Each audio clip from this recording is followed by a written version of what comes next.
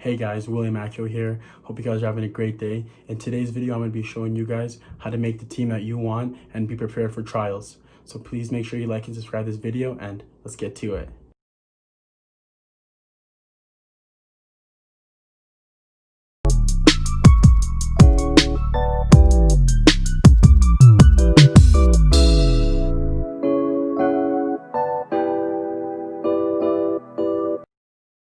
Okay, so step number one, you got to make an impression. You got to make a good first impression to the coaches, to the team, and everyone else that's there.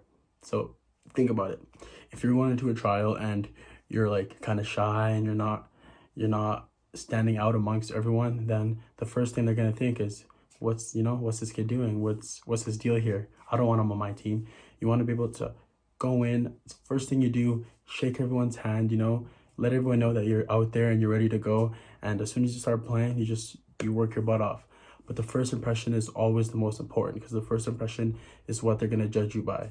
If you want to show a good first impression, get to the trainings early before you even meet the coaches. And when they come onto the training field, they see that you're first there, you're passing the ball, you're getting warmed up. That's a very, very important thing that you can do that can just earn you those bonus points before you even meet anyone and before the training actually starts. So get to the field early, get some passes, and get warmed up before everyone else does. Coaches love that. A good example of first impression was Leon interviews. So first impression is very important, guys. Make sure you got that down and make sure you're just ready to, impress everyone.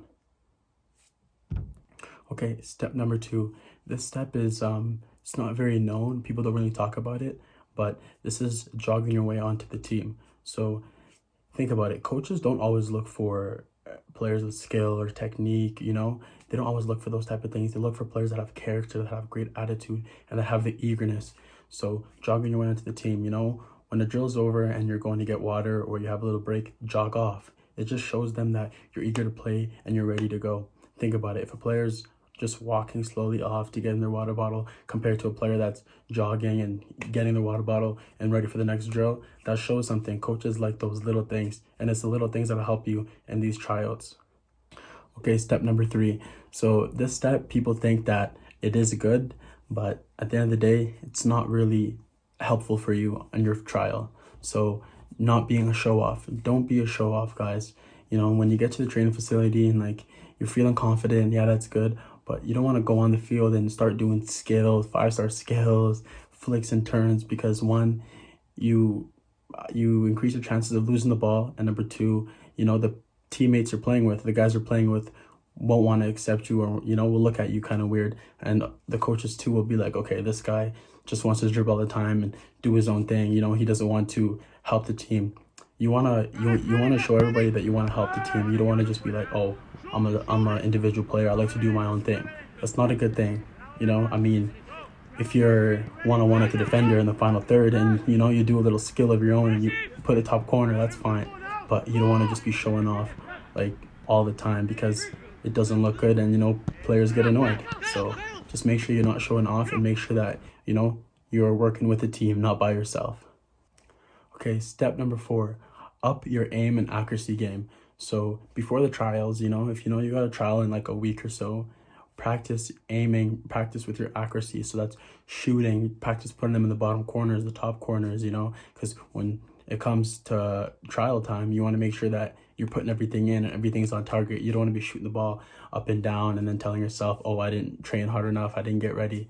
So make sure you're up at your aim game. And this can also be, for defenders, practice your slide tacklings, get everything on timing, get everything right. So when trials come, you're ready for whatever the coach throws at you. You look at players like Ronaldo. He shows up to training like he's still on trial. He shows up 3 hours early at 6 a.m. and he's shooting 1,000 balls before training even starts. So no wonder why he's one of the best players in the world, right? His aim, his accuracy is on point, and he does not miss. So make sure you guys are practicing your aim game, practicing your accuracy, and just 100% ready for your trial, so you make up no excuses for yourself. Step number 5.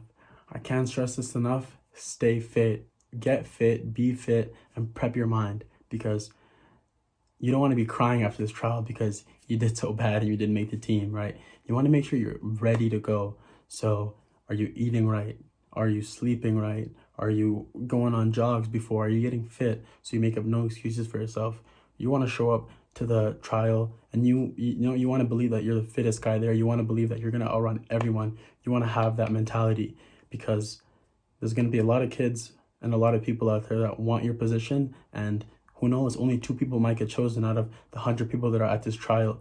So make sure you're fit, and make sure you work hard and you really test yourself and you ask yourself, am I fit? Am I ready to go? Because this has happened to me before when I wasn't as ready for a trial, and I didn't make the team. So next year I came ready and I absolutely smashed it. And it was just that flick you have to turn on your head, telling yourself, I got to be ready. I got to make sure I'm fit, no matter how good my skills are, no matter how technical I am, how fast I am. You got to make sure you're fit and you're ready to outwork anyone, because hard work beats talent all the time. I promise you. A great example of staying fit and prepping your mind is Paul Pogba. So when he was in the youth academy for Manchester United, he was struggling. He wasn't as fit. He wasn't as strong. He couldn't, keep up with the players, and, he got dropped. And that obviously sucked for him, because he probably thought that was a turning point in his career to play for Manchester United.